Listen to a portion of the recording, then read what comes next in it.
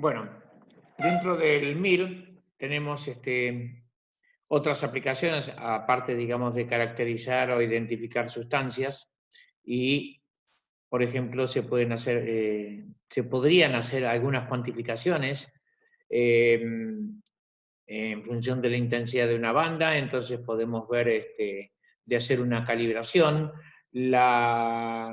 Es decir, lo que hay que tener en cuenta son los desvíos de la ley de Lambert y Beer, las interferencias, y este, se puede hacer, por ejemplo, en gases, en líquidos y en sólidos. Eh, es muy utilizado para los que son los BTX, que son benceno, tolueno, etilbenceno y sileno. Esta técnica se utiliza para eso, se utiliza también en gases para contaminantes en aire, según las normas EPA o las OSHA, que son de Estados Unidos y luego de Europa. Se utiliza también para análisis de microorganismos y, digamos, hoy en día también existen varias posibilidades, se está utilizando mucho en todo lo que es la parte forense, incluso se está utilizando con nuevo software donde se pueden hacer análisis elemental, digamos, de varios multicomponentes, de varios componentes en una muestra, pueden detectar digamos, visualizar hasta 4 componentes en distintas proporciones presentes en una muestra. Eso se utiliza mucho en la parte forense. Y bueno, y algo también muy interesante es todo lo que se está utilizando con la microscopía acoplada a FTIR, ¿sí? Y eso trae muchas ventajas y muchas consideraciones. Dentro de las otras aplicaciones, nosotros también tenemos que nombrar que aparte de la absorción en el infrarrojo, tenemos lo que es la reflexión. Podemos hacer análisis por reflexión.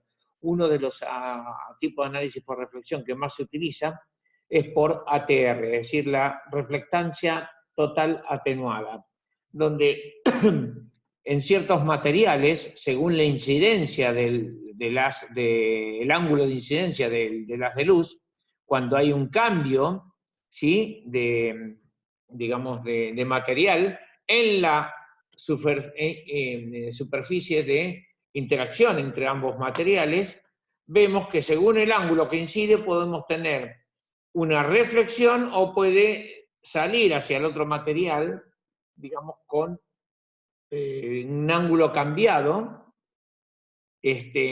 pero lo interesante es ver esto, que cuando se puede reflectar, entonces podemos tener algunas ventajas para este tipo de técnica.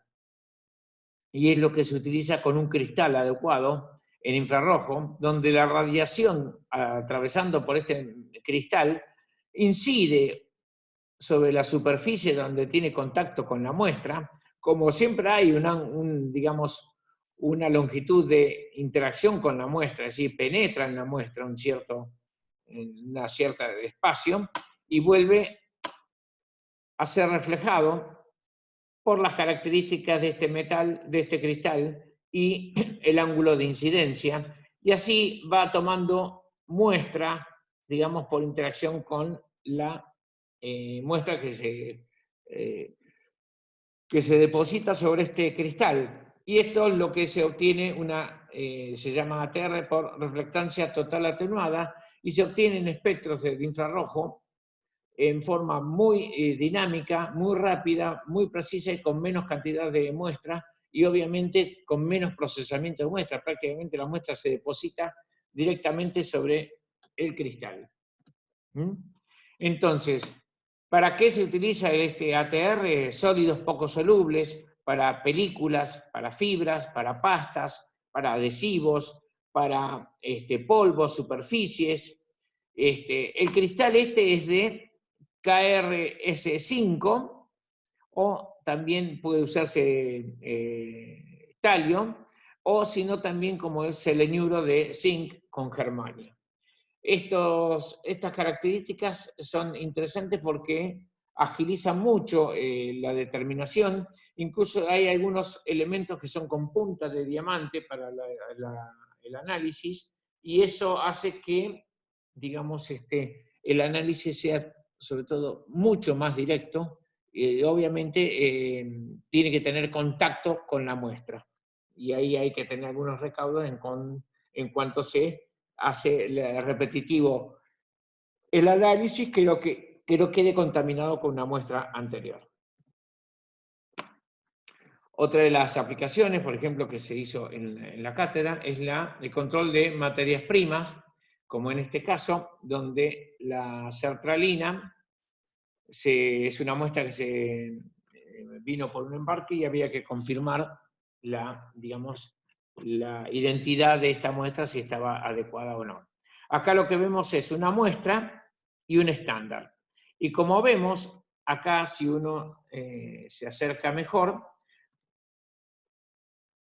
¿sí? En esta zona vemos algunas diferencias, ¿sí? Como vemos en esta zona, ¿sí? Y vamos a ver, no es en la intensidad, sino en la forma de los picos. Y como vemos acá en esta zona, y eso lo vamos a ir viendo, acá vemos algunas diferencias también.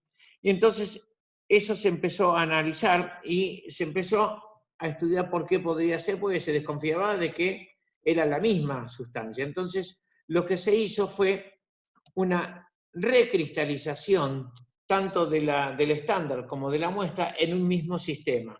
Y al hacer eso se vio que, bueno, de todo el espectro era más o menos parecido, pero cuando se analizaba la forma, digamos, ampliada, que es la zona de las huellas digitales, donde es fundamental, vemos cómo ahora la superposición de los espectros era idéntica. Por lo tanto, no era un problema de que la muestra era distinta, sino que estaba en distintos sistemas de cristalización y eso puede ser suficiente como para obtener una diferenciación en el espectro.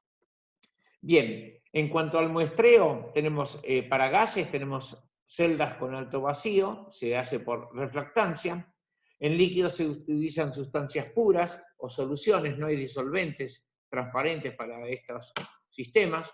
Y cuando son sólidos pueden ser sólidos, polvos, con pastillas de bromuro de potasio, por ejemplo, o soluciones en disolventes o suspensiones con Nuhol, sobre todo para la parte de hidrocarburos pesados.